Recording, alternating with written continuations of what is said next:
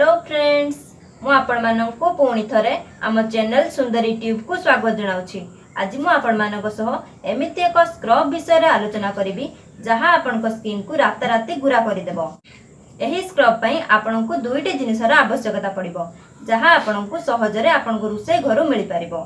आजिर beauty tips को देखिबा पूर्वरु आपनक मो रिक्वेस्ट जदि आपण एपर्यंत आम चैनल को सब्सक्राइब करि नहांती ताहाले आग सब्सक्राइब करि नियंतु। पाखरे थिबा बेल को मध्य प्रेस करि दियंतु जहा फଳରେ मु जो नूतन वीडियो गुडी अपलोड करबी ताहा आपण प्रथमे देखि पारिबे। तबे चालंतु बंधुगण आलोचना करिबा आजिर ब्यूटी टिप्स विषय रे। एथि पई आपनकु आवश्यक टमाटो एवं हळदी।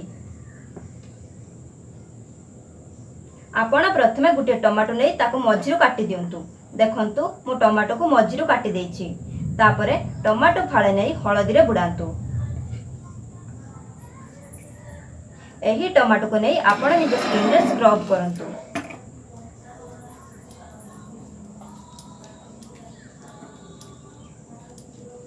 पांच मिनिट पर्यंत धीरे धीरे स्क्रब करंतु।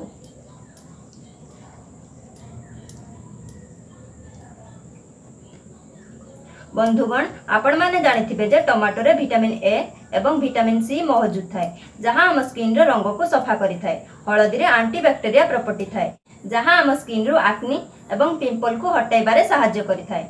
आपण जदि एही स्क्रब टी को सप्ताह को 2 ରୁ 3 थर ट्राई करंती तेबे आपण को फेशियल एवं ब्लीच करिया पई पड़िबनी। आशा करूछि मोर ए वीडियो टी आपण को भल लागिथिबो। जदि मोर ए वीडियो टी आपण को भल लागे ताले लाइक करंतु, सब्सक्राइब करंतु एवं ए वीडियो टी को आपण फ्रेंड मानक सह शेयर करंतु। Thank you.